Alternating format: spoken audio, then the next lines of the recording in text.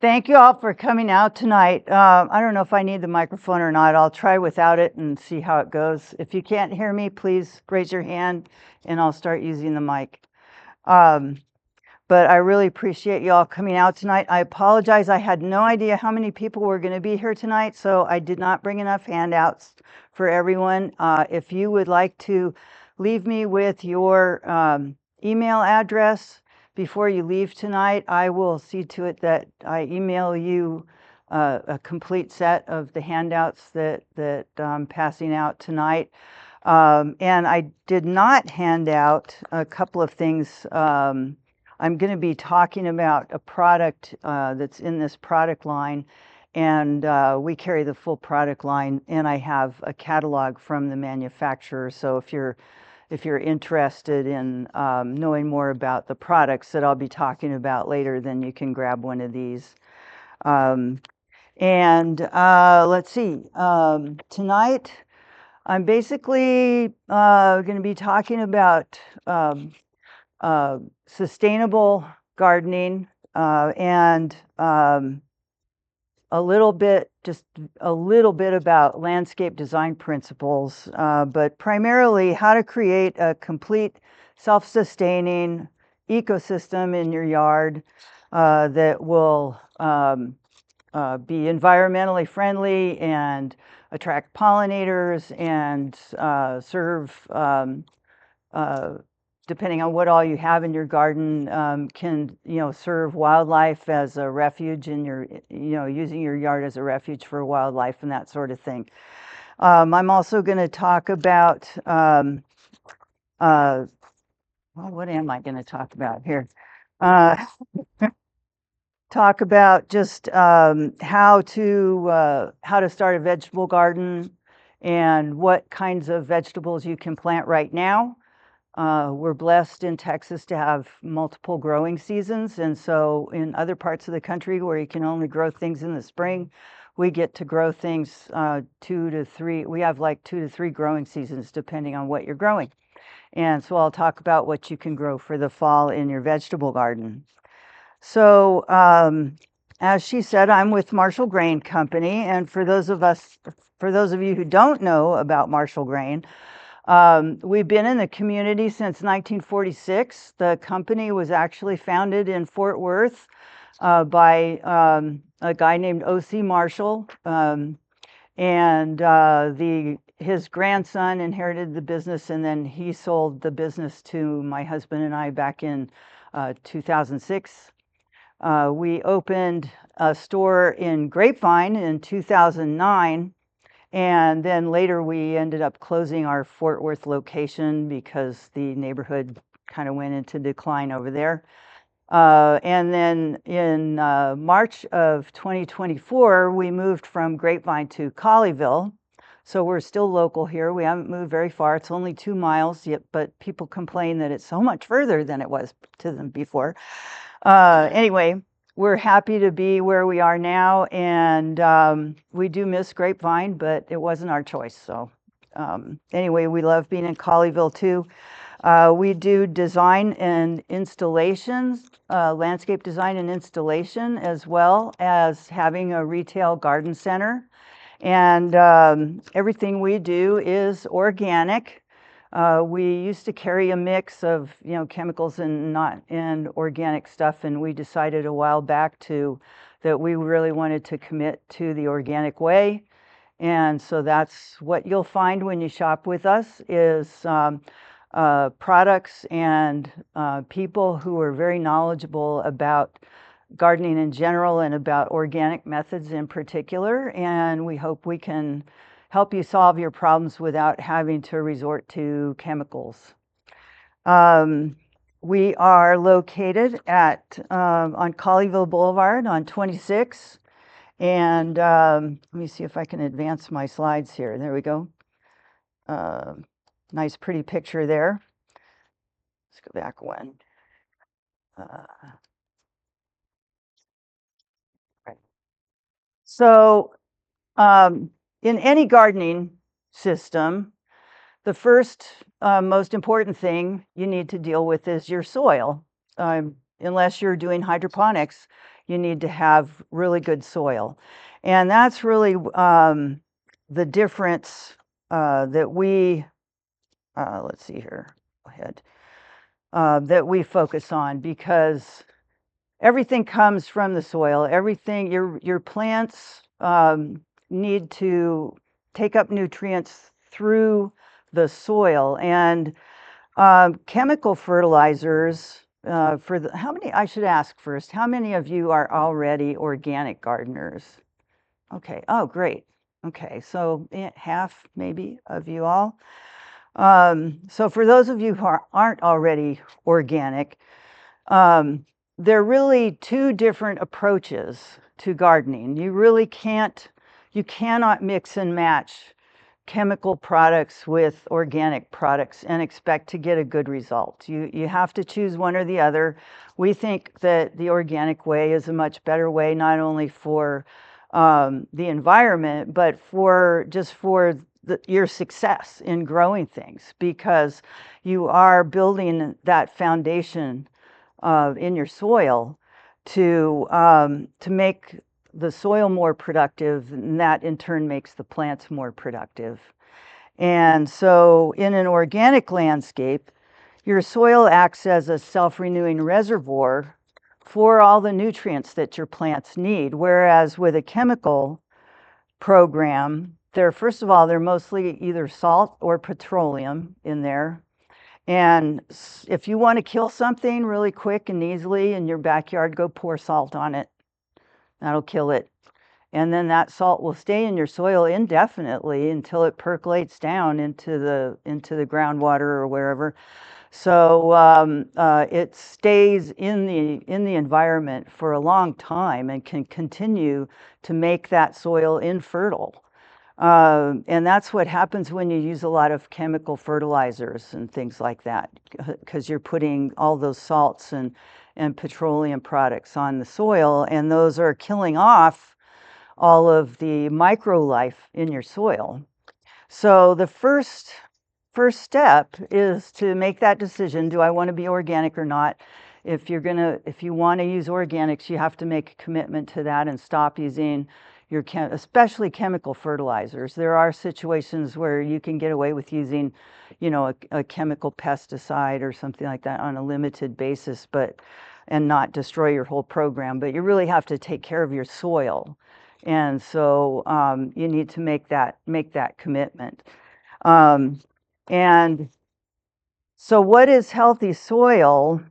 Well, I think, first of all, our soil here is pretty poor. I mean, really anywhere you go, the first thing they do when they build something on, any kind of new building, they scrape off the topsoil, and you're left with stuff that has no nutrients in it at all. And our soil is pretty poor here to start with. Most of us have clay, which is very dense and not very nutrient rich at all. Some of us have sand, which is just as bad because everything just goes right through it. It doesn't hang on to anything. So either way, you need to start by amending your soil if you haven't already done that. And we've just recently been learning ourselves about a new way to do that. We've always in the past recommended that people just get some compost, some good quality compost, and work that into your existing soil, and maybe add some other soil amendments that would still be good to use. And over time, that would build up your soil, and you would have a nice, healthy environment. There's a product, or I don't know if product is even the right word. It's a substance that exists, it's deposits in the earth in different parts of the world. There are different types of humates, but humate is a type of sediment that's been fossilized carbon. And so it's almost coal. It's like not quite turned into coal yet. It's because it's only been there for like 75 million years instead of 200 million years, but it's fossilized carbon, and it's basically decomposed plant and animal matter that's been lying there for thousands of years. And just 1 teaspoon of humate contains over 900 million different kinds of beneficial bacteria that your soil needs to support plant life. We've found that just in the limited time that we've been using it ourselves, we found that it will turn grass greener. It will, and rapidly, very rapidly, like within a week or so, turn yellow grass green. It can increase crop yields by as much as 100-fold. You'll have fewer problems with parasitic fungus and other diseases in your soil and stuff like that. The thing about it is that you can accomplish all those things by just using compost and stuff, but with the humate, it speeds up the whole process. And you can do it in literally about half the time.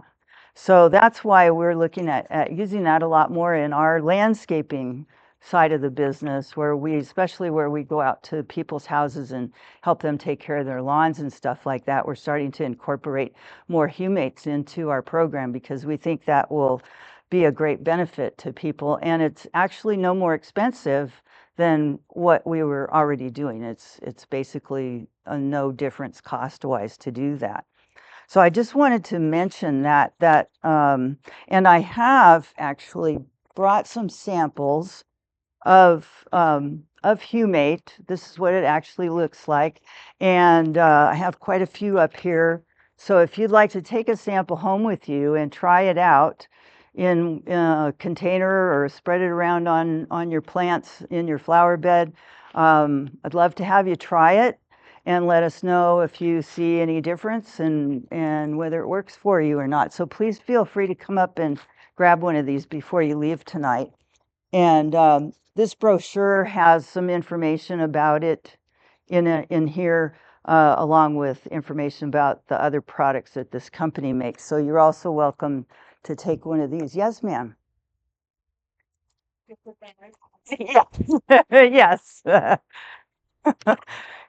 Yeah, it's actually ground to a size that will go through a fertilizer spreader. It comes in 40-pound bags in dry form. It's also available as a liquid. You can spray it on your lawn or use it as a foliar spray on your plants. And it's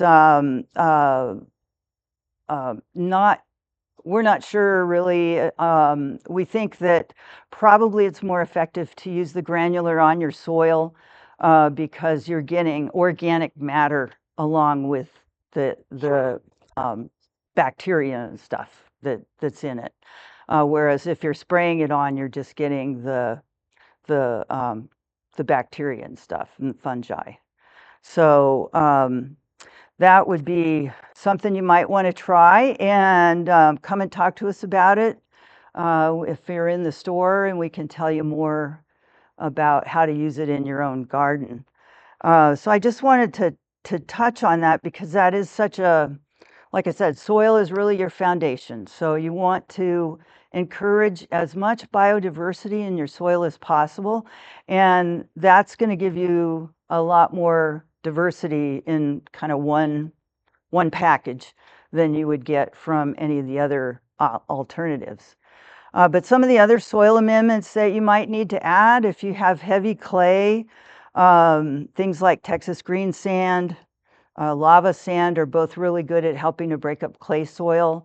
They also help with moisture retention and things like that. So if you have sandy soil, you want to add a lot of compost because you need to put some substance in there, something that holds on to the nutrients in the water and so forth.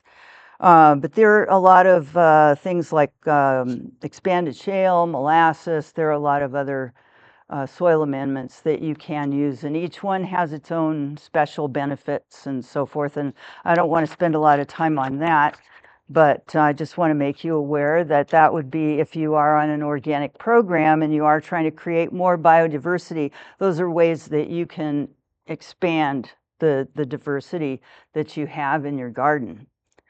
So moving on, step 2 to having a successful garden is do a little bit of planning, not a lot. You don't have to do a whole design. But if you're doing a flower a vegetable garden, for example, well, any plant that you plant, location is very important, obviously. How much sun it gets, and that sort of thing, whether it's wet soil all the time or whether it's out in a rocky area, those are going to affect your plant choices. So location is very important. If you're doing a raised bed, then you still need to locate your raised bed in a place where it's going to do you the most good. And if you're doing vegetables, you need to put them in full sun. They need at least 6 to 8 hours of sun a day. Unfortunately, in Texas, we also have 100-degree heat, and that can make it a little bit tricky because you need the sunlight, but you don't need 100 degrees. So that's why a lot of your plants will just kind of, go dormant in the summertime. Tomatoes are like that. If you plant your tomatoes in the spring and you leave them in the ground through the summer, hoping that they'll come back in the fall, which they might, they're going to go dormant. They're just going to stop growing. They're not going to put fruit on. They're just going to kind of sit there and wait for the temperature to go down. And then after that happens, then they'll come back. So heat is an issue. So if you can give your plants a little afternoon shade, even your sun-loving plants are going to really be grateful for that. So location, and vegetable choices for this time of year. People are planting tomatoes right now for fall. Peppers and squash, all of your what we call warm season vegetables. The warm season crops are things that you can't plant until after we're past any chance of frost. You have to wait till there's no chance of frost to plant them in the first place, and then you have to harvest them before the next frost comes along. So that's why we call them warm season vegetables versus your cool season ones, which are things like lettuce and cabbage and broccoli and cauliflower and things like that.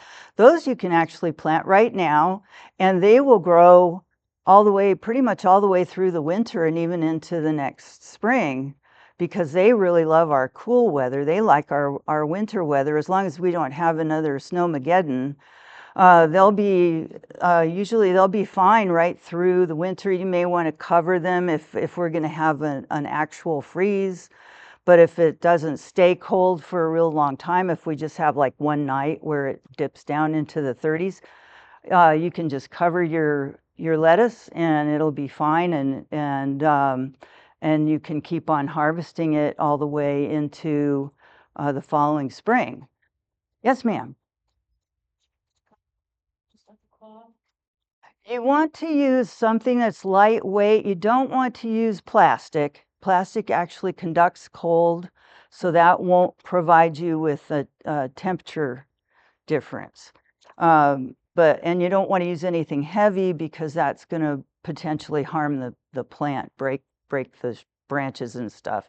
So we recommend that you use the frost cloth, which is a lightweight, a cottony type fabric that you can drape over most of your plants without having to worry about breakage. But you can use other things. If you have a row cover where the material isn't resting directly on the plant, then you can use like a regular sheet or something like that. But you just wouldn't want to use plastic because that would conduct the cold and not give you any of the warmth. So anyway, those are the kinds of things that you can plant right now, and you can start them from seed or you can start them from transplants. We have transplants right now for tomatoes and peppers and squash. We haven't really started getting in the greens yet because it's still a little too hot to use transplants. But if you're going to be doing seeds, you can go ahead and start those now, and especially if you're going to do anything indoors, then you're not as restricted about when you start them. If you're interested in starting seeds, we can help you pick out seeds and stuff like that. So let's see. Location. Like I said, sun and shade patterns are very important. And this was something that I learned back when I first started gardening in Texas. I took my husband and I actually both took a course from a lady who was a expert.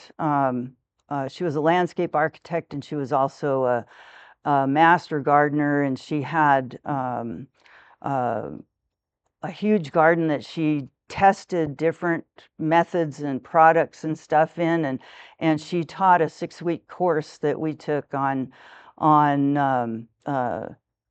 gardening in Texas, basically. And the first thing she taught us was to make a sun track. And if you don't know what a plat is, if you own a home, are we all homeowners here pretty much? If you own a home, you should have received a package that comes with your property that tells you things like where this diagram that I'm showing you tells you where your house is situated on the lot, which way it faces, where your fence lines are, and all those kinds of things. And what she taught me to do was to take one of these and make 4 or 5 copies of it, and like every 2 or 3 hours over the course of a day, you take one of these outside and you take a pencil with you, and you go look at your yard and you see, where is the shade in my yard right now at 10 o'clock in the morning, and you shade in the area to indicate where the shade is, and be sure to write down the time and the date. And then come back out again later in the day and do the same thing. And if you do that 2 or 3 times over the course of the day, or 4 times over the course of the day, you'll have an excellent record of exactly where your sun and shade is and how many hours of sun or shade you get in any particular area of your garden. And that is just so helpful. I have always found that to be just so valuable to be able to do that. So that I can figure out exactly what plants to put where in my garden. Because a lot of plants like partial shade versus full sun, or maybe they do fine in deeper shade, whereas another plant won't. So when people come to us, that's a very common question that we get is, I have this shady area, what can I plant in there? And it helps us a whole lot to know, well, how much shade? How deep is this shade? Because if it's really deep, you're going to have a problem, because all plants need sunlight. They need at least some sunlight. It makes a big difference whether you have 2 hours of sun or 4 hours of sun, what your plant choices are going to be. So having something like that before you start can be really helpful. And let's see, I think I already talked about this. Yep. And for those of you who did get the planting calendar, this information will be on your planting calendar, and I'd love to send copies of that to anybody who wants that. So let me get your email address and I can do that. Let's see. So once you've got your plants and you've planted them in your beds or in your, and another thing I wanted to mention too is most of us think about vegetable gardening as a place that has to be separate from the rest of your garden area. And I would encourage you to incorporate a lot of your vegetables and herbs and stuff actually look very nice in your flower beds. You don't have to plant them in rows. You don't have to plant them in a separate bed. A lot of, for example, my previous house, I used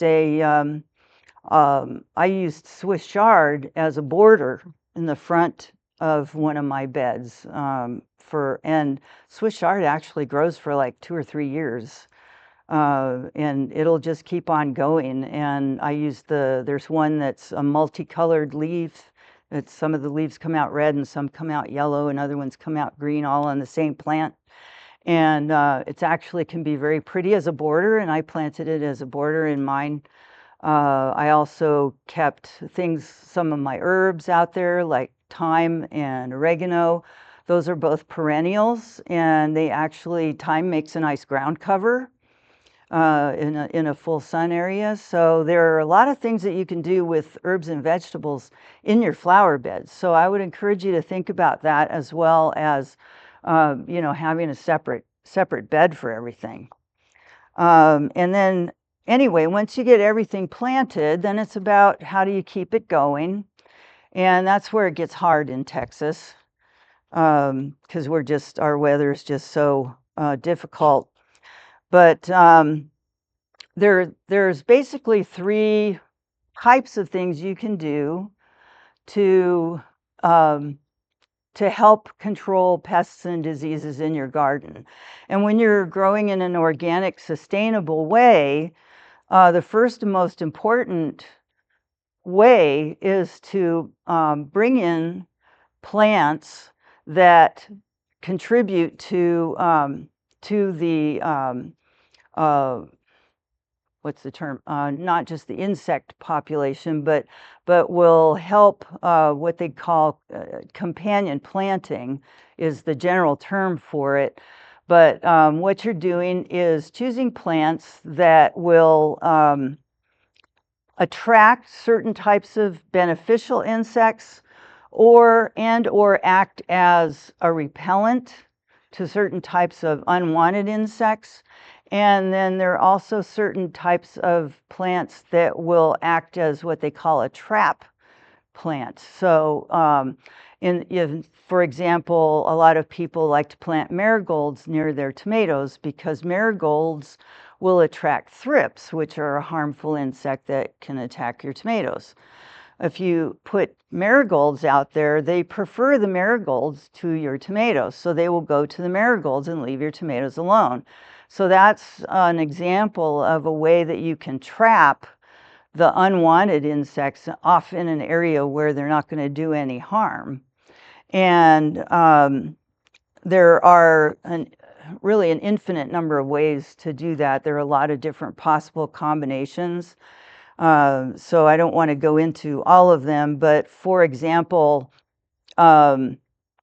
ladybugs actually prefer aphids over everything else. And so you can release ladybugs. If you have aphids, you can release ladybugs into your garden and actually increase the number of naturally occurring ladybugs to go after the aphids. The only problem with ladybugs is they only like to eat aphids. And if you don't have aphids, they're going to go next door and look for aphids over there.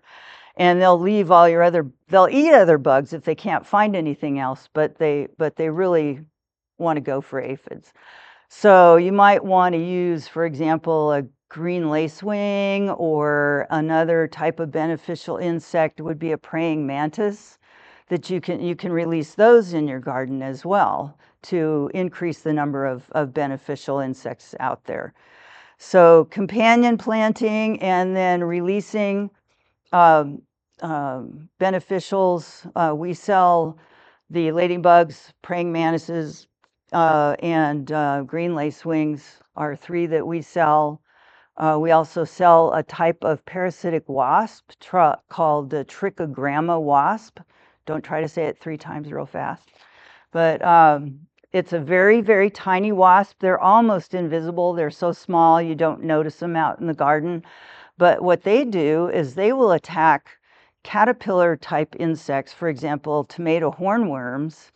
They will go after tomato hornworms when they're in the caterpillar stage, and they will parasitize the caterpillar by laying their eggs onto the back of the caterpillar, and it's really gross to look at. Um, but it's very effective, and you can release these trichogramma wasps in your yard, and they will take care of things like webworms and tent caterpillars and bagworms and anything that's in a caterpillar stage. Um, so they are a little bit indiscriminate. They would also, go after a monarch caterpillar if that was the only thing they could find. But again, they do occur naturally anyway. So what you'd be doing is just increasing the number that you would normally have. And then if all else fails, you can go to the organic pesticides. And there are one nice thing about them is that there are some insecticides that are pretty specific. Like, for example, the Sluggo only does slugs and snails and earwigs and a couple of other things. And it leaves everything else alone. Nothing else is harmed by it. So you can put that out to take care of your slugs and snails without worrying about harming your pollinators or anything like that. If you use Bacillus thuringiensis, which I never can quite say correctly, that is a beneficial bacteria that they've packaged into an insecticide, and that will only attack caterpillars. So again, if you're trying to attract butterfly caterpillars and that sort of thing, you wouldn't want to use it. But if you have tent caterpillars and the harmful ones, that would take care of the caterpillars without, again, harming anything else. So it wouldn't harm the bees, it wouldn't harm any adult butterflies or anything like that. So that would be another option for a limited impact. Excuse me. And then you can go to, if you're just don't know what it is and you just want to get rid of it, we've got a more generic one that's more broad spectrum that you can use. But we found that, most of our customers want to protect the pollinators and so forth. And so that's why we want to try to make sure everybody understands what the options are before they start spraying things around. And it helps if you know a little bit about insects that are common in your garden, just so that you can kind of identify what the problem is and then find the best solution for it. So I'm going to talk just a little bit about bugs here. And if you were raised like I was raised, all bugs are bad. You just kill it, just get rid of it, kill it, step on it, whatever.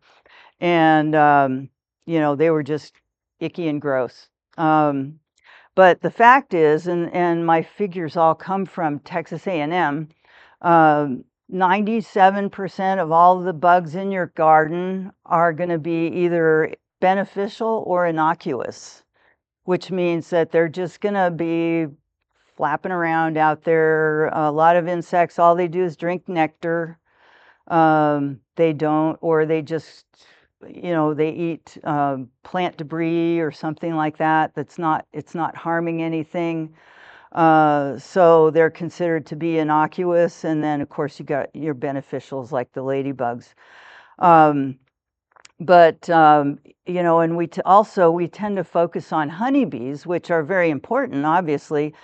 But our native bees, there are actually like 4,000 species of native bees that live in North Texas. And they are actually more attracted to our native plants than they are to exotic plants and that sort of thing. If you're, most exotic plants are going to struggle here anyway, so we don't recommend them usually. But if they've done studies that show, if a bug has a choice of going to a native plant versus an exotic plant, they will go to the native if it's available. So we're really helping to support our native population of pollinators by providing them with native plants. So, I would encourage you to consider that when you're choosing plants, that you are going to be supporting, all of our beneficials, along with the 7,000 species of butterflies and moths that live in North America. Moths tend to be more destructive than butterflies. Butterflies are usually, the adults are usually innocuous, but the native insects are actually much better at pollinating than honeybees are. They just don't make honey. So we like to have the bees so that we can have our honey too. So other problems would be things like diseases. And there again, there are organic alternatives to treating diseases, and really, sorry, I skipped this slide. These are just examples of some of the limited effect products that we sell.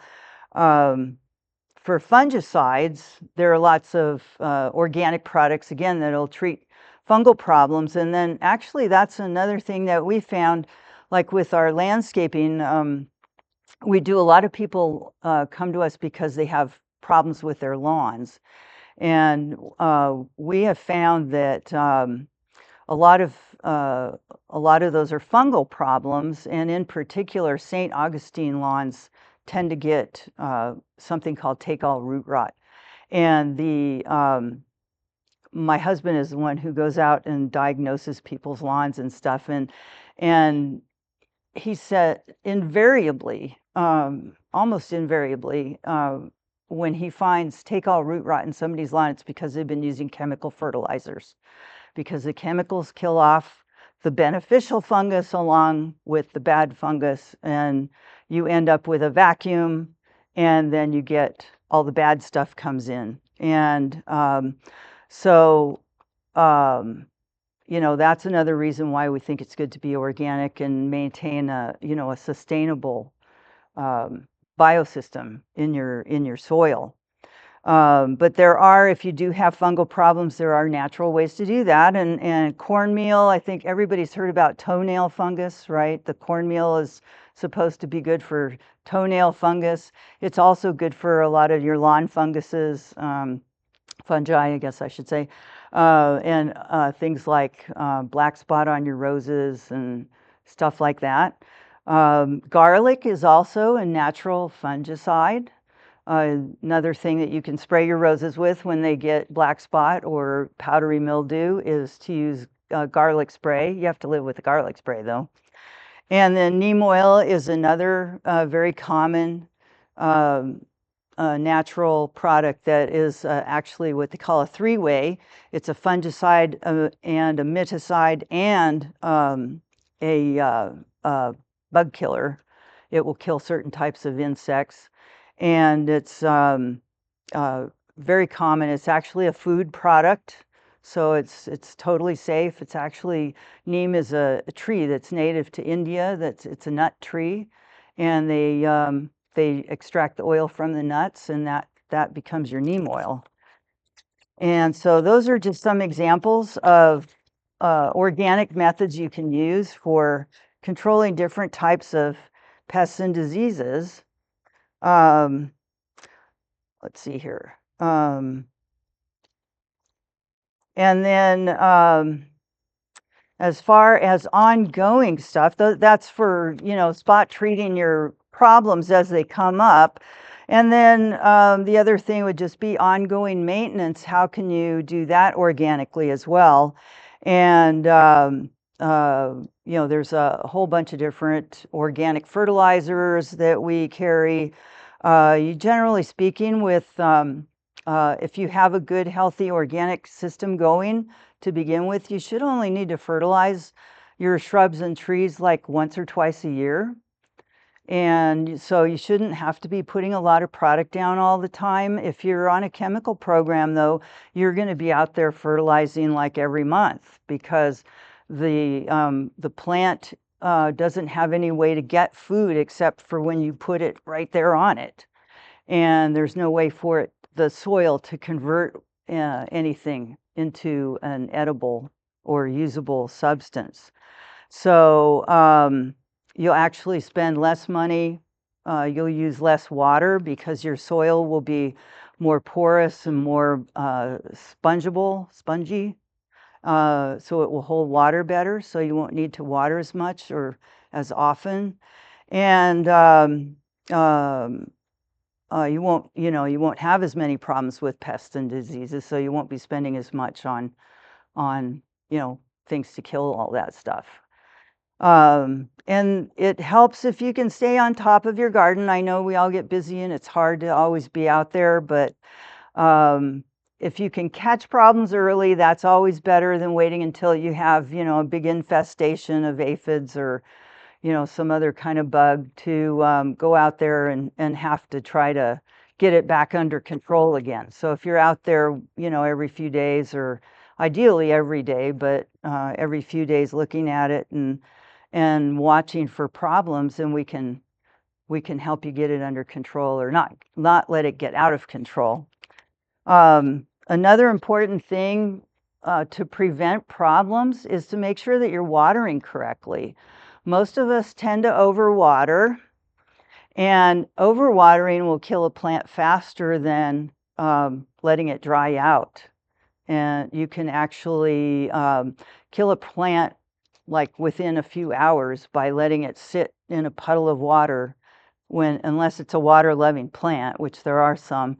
But most of your plants that you're going to find in your landscape are going to want to be able to have that water drain away and not sit in a wet area.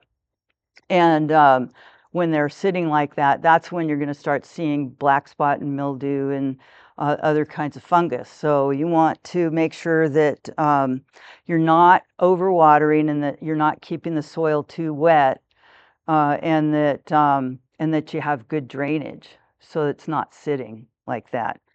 And then water the soil and not your foliage, because that will also, if you leave water sitting on the foliage, that will encourage fungal growth as well. So you always want to try to avoid that. And I know a lot of us want to try to be able to water with sprinklers, and that makes it hard because they tend to just, especially if the wind's blowing, that's going to blow the water around and it's going to get on your foliage.